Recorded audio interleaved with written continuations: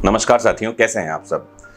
एक बहुत संवेदनशील मुद्दा है जिस पर आज हम बात करने वाले हैं, यह है मणिपुर वॉयलेंस।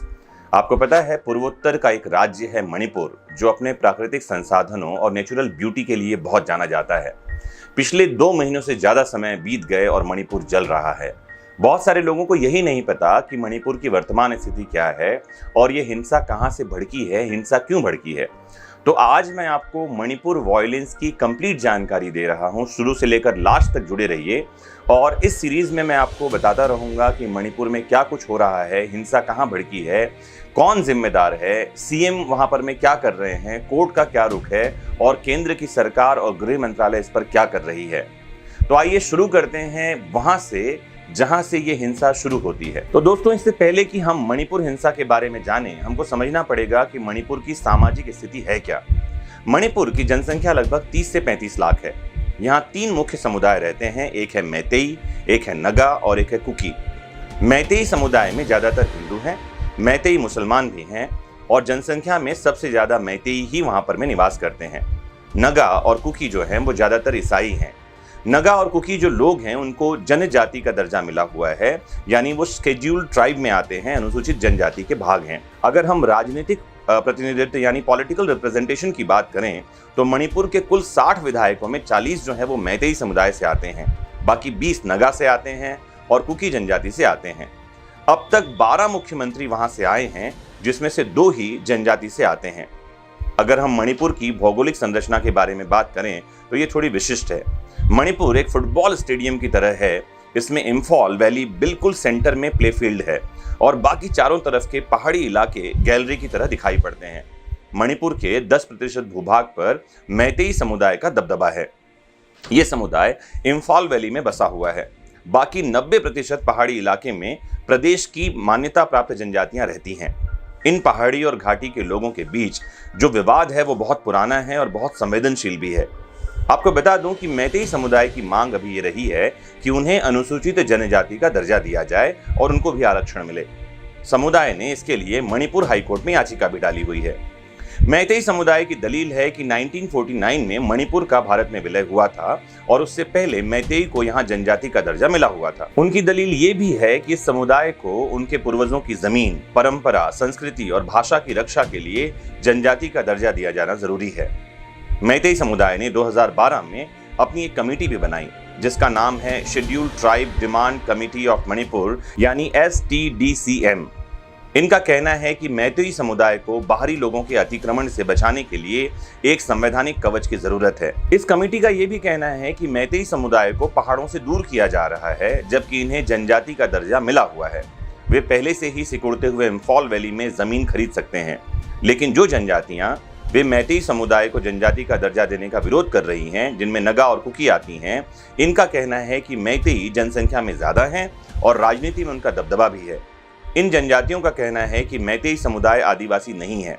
उनको पहले से ही SC और OBC आरक्षण के साथ साथ आर्थिक रूप से पिछड़े वर्ग का आरक्षण मिला हुआ है और उसके फायदे भी वो उठा रहे हैं। उनकी भाषा भी संविधान की 8वीं अनुसूची में शामिल है और संरक्षित है। ऐसे में मैतेई समुदाय को सब कुछ तो नहीं मिल जाना चाहिए, ऐसा इन जनजातियों का कहना है। अगर उन्हें आरक्षण मिला तो फिर बाकी जनजातियों के लिए नौकरी और कॉलेज में दाखिला मिलने के मौके कम हो जाएंगे। फिर मैतेई समुदाय को भी पहाड़ों पर जमीन खरीदने की इजाजत मिलेगी और उनकी जनजातियां और हाशिए पर चली जाएंगी। तो आपको अभी तक ये बात समझ में आई होगी कि मणिपुर की भौगोलिक स्थिति क्या है, वहां की जनसंख्या क्या है और क्या वहां की टोपोग्राफी है। और आपको ये भी बात फिलहाल समझ में आ गई होगी कि ये पूरा जो विवाद है ये जमीन का है और आरक्षण का है। 2 समुदाय जो जनजाति में आते हैं वो एक समुदाय का विरोध कर रहा है कि उन्हें जनजाति का दर्जा नहीं मिलना चाहिए और एक समुदाय अपने आप को जनजाति का दर्जा दिलाने की मांग कर रहा है।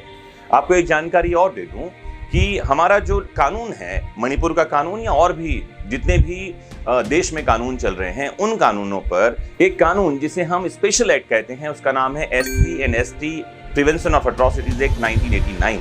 1989 का ये कानून कहता है कि अनुसूचित जाति और जनजाति से कोई भी गैर अनुसूचित जाति और जनजाति का व्यक्ति SC/ST कम्युनिटी से नॉन SC/ST कम्युनिटी का व्यक्ति प्रॉपर्टी नहीं खरीद सकता।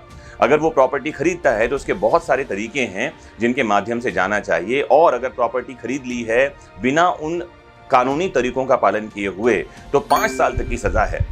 मणिपुर में स्पेशल बात यह है कि वहां की जो जनजातियां हैं उससे गैर जनजाति लोग प्रॉपर्टी नहीं खरीद सकते। मतलब मैतेई लोग अगर पहाड़ों में प्रॉपर्टी खरीदना चाहते हैं तो कानून उन्हें रोकता है। अगर मैतेई लोगों को जनजाति का दर्जा मिल जाएगा तो वो भी पहाड़ों पर प्रॉपर्टी खरीद सकेंगे और साथ ही नौकरी में उन्हें आरक्षण भी मिलेगा। पूरा विवाद आपको समझ में आया होगा। आइए आगे बढ़ते हैं। तो हाल ही में मणिपुर हाईकोर्ट ने मैतेई ट्राइब यूनियन की एक याचिका पर सुनवाई करते हुए राज्य सरकार से कहा कि वो मैतेई समुदाय को जनजाति का दर्जा दिए जाने को लेकर विचार करें। हाईकोर्ट ने यह भी कहा कि 10 सालों से यह डिमांड पेंडिंग है और इस पर कोई संतोषजनक जवाब नहीं आ रहा है। हाईकोर्ट ने सरकार से कहा कि अगले 4 सप्ताह में आप जवाब दें। कोर्ट ने केंद्र सरकार की ओपिनियन भी मांगी। कोर्ट ने अभी मैतेई समुदाय को जनजाति का दर्जा देने का आदेश नहीं दिया है, बस सिर्फ एक ऑब्जर्वेशन दिया है। लेकिन बात यह सामने आ रही है कि कोर्ट के इस ऑब्जर्वेशन को ही गलत समझ लिया गया। वहां रहने वाली नगा और कुकी जनजाति ने समझा कि कोर्ट ने मैतेई समुदाय को आरक्षण देने का आदेश दे दिया है। अगले दिन मणिपुर विधानसभा की हिल एरियाज कमेटी ने सर्वसम्मति से एक प्रस्ताव पारित कर दिया और कहा कि कोर्ट के इस आदेश से वे दुखी हैं। उनका कहना था कि कमेटी एक संवैधानिक संस्था है और उनसे भी सलाह मशविरा करना चाहिए था। आपको ये भी बता दूं कि पहाड़ी इलाके से चुने गए सभी विधायक इस कमेटी के सदस्य हैं, चाहे वे किसी भी पार्टी से हों।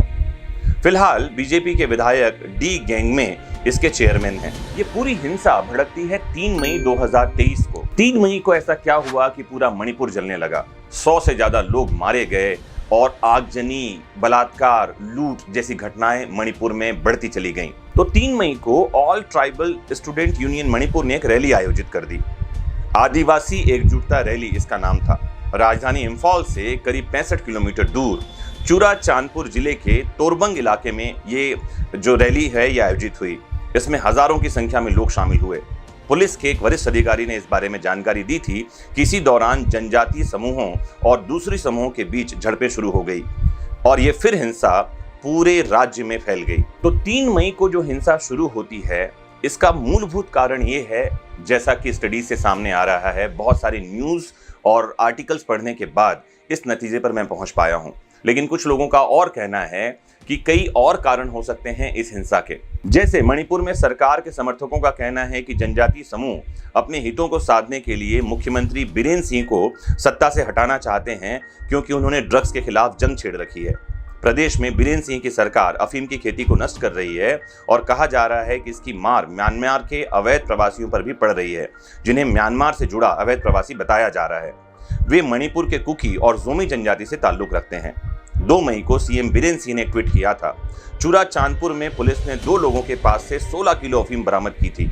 उसी पर मुख्यमंत्री ने लिखा था कि ये लोग हमारे वनों को बर्बाद कर रहे हैं और सांप्रदायिक मुद्दे को अपने ड्रग्स बिजनेस के लिए भड़का रहे हैं।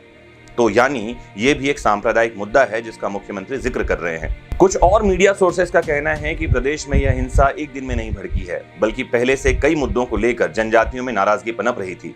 जनजातियों के कब्जे वाली जमीन खाली करवाई जा रही है। इसमें सबसे ज्यादा कुकी समूह के लोग प्रभावित हो रहे थे। जिस जगह हाल ही में हिंसा भड़की है वो है चुराचांदपुर इलाका। वहां भी कुकी समुदाय के लोग ज्यादा हैं। इन सब बातों को लेकर भी तनाव पैदा हुआ है। हिंसा की वजह से अब तक लगभग 10,000 लोग विस्थापित हुए हैं। मणिपुर के कई लोग आसाम में दाखिल हो रहे हैं और समस्या ये है कि किसी भी तरह से हिंसा पर काबू नहीं पाया जा रहा है। आगे के वीडियोस में मैं आपको अपडेट देता रहूंगा कि मणिपुर में क्या कुछ चल रहा है, सुप्रीम कोर्ट में राज्य सरकार ने क्या स्टेटस रिपोर्ट सौंपी है, हाई कोर्ट ने क्या कुछ कहा है, वहां के लोग क्या कह रहे हैं और कौन है मुख्यमंत्री बीरेन सिंह जिन पर आरोप लग रहे हैं कि वो हिंसा रोकने में असफल हैं। कुछ लोग हैं जो उनके इस्तीफे की डिमांड कर रहे हैं और कुछ हैं जिनको कहना है कि उनको इस्तीफा नहीं देना चाहिए। जुड़े रहिए आपके अपने फेवरेट प्लेटफॉर्म वैदिक शिक्षा से। जानते रहिए देश दुनिया में घटने वाली घटनाओं और कानूनी प्रावधानों को आसान शब्दों में। नमस्कार, जय हिंद।